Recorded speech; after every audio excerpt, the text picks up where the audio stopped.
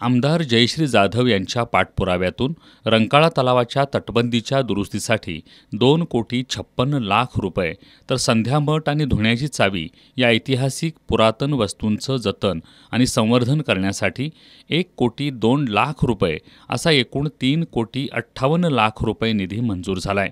या विकास कामाचा शुभारंभ विधान परिषदेतील काँग्रेसचे गटनेते आमदार सतेज पाटील यांच्या हस्ते करण्यात आला। यावेळी आमदार जयश्री जाधव, आमदार ऋतुराज पाटील यांची प्रमुख उपस्थिती होती। यावेळी बोलताना आमदार सतेज पाटील यांनी रंकाळा तलाव सुशोभीकरण आणि संवर्धनासाठी निधी मिळत असताना तलावाचं संरक्षण करण्याची नैतिक जबाबदारी प्रत्येक नागरिकाची असल्याचं सांगितलं। रंकाळा तलावाचा DPR प्रसिद्ध करून त्याबाबत नागरिकांच्या प्रतिक्रिया घ्याव्यात, तलावाचं स्ट्रक्चरल ऑडिट करून घेणं गरजेचं असून त्याबाबत महानगरपालिकेच्या संबंधित अधिकाऱ्यांना सूचना केल्या जातील, असंही त्यांनी सांगितलं। शहरात नव्यानं होत असलेली बांधकामं आणि शहराची वाढणारी लोकसंख्या यामुळं शहरवासियांना पायाभूत सुविधा देण्यासाठी आराखडा तयार करण्याच्या सूचना केल्याचं त्यांनी सांगितलं। खाजगी जागेत पे अँड पार्कचा प्रस्ताव राज्य सरकारकडे पाठवला आहे। त्याचा पाठपुरावा सुरू असून कोल्हापूर महानगरपालिकेला आणखी 9 वातानुकूलित बसेस देण्याचा निर्णय आम्ही घेतला असल्याचं आमदार सतेज पाटील यांनी सांगितलं। रंकाळा तलावाच्या सभोवती CCTV कॅमेरे बसवण्यासाठी 10 लाख रुपयांचा निधी तातडीनं देण्याची घोषणा आमदार सतेज पाटील यांनी केली।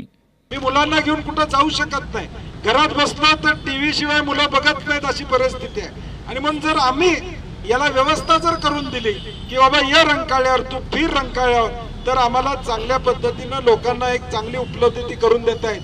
तर मला वाटतं पहिल्या टप्प्यामध्ये ताबडतोब आपण सोलरला पैसे देऊया, ताबडतोब आपण CCTVला पैसे देऊया आणि एक टप्पा इकडनं शालिनी पॅलेस पर्यंतचा टप्पा पूर्ण उजेडात राहील आणि लोकांना बसता येईल, लोकांना फिरता येईल, संध्याकाळी भेटता येईल, अशा पद्धतीचं नियोजन आपल्याला करता आलं तर मला वाटतं लोकांच्या दृष्टीनं हा रंकाळा खऱ्या अर्थानं आमदार ऋतुराज म्हणले तसं वैभव आहे आमचं, या कोल्हापूरचं हृदय आहे, निसर्गानं दिलेली एक देण आहे आपल्याला, ही आपण जपण्याचं काम येणाऱ्या भविष्यकाळात या ठिकाणी करूया।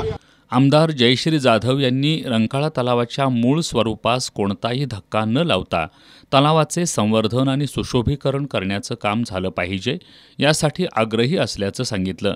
दुसऱ्या टप्प्यात संध्यामठ आणि धुण्याची चावी या स्थळांचंही संवर्धन करण्यास कटिबद्ध असल्याचं आमदार जयश्री जाधव यांनी सांगितलं।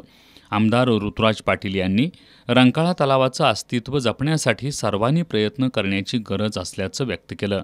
यावेळी काँग्रेसचे गटनेते शारंगधर देशमुख, माजी उपमहापौर विक्रम जरग, माजी नगरसेवक प्रतापसिंह जाधव, इंद्रजित बोंद्रे, परीक्षित पन्हाळकर, सुजय पोतदार, मधुकर रामाने, सुतार समाजाचे अध्यक्ष नारायण सुतार, किरण पवार, सामाजिक कार्यकर्ते शिरीष कदम, गणेश चव्हाण, उदय निगडे, शिवानंद बनछोडे यांच्यासह नागरिक उपस्थित होते।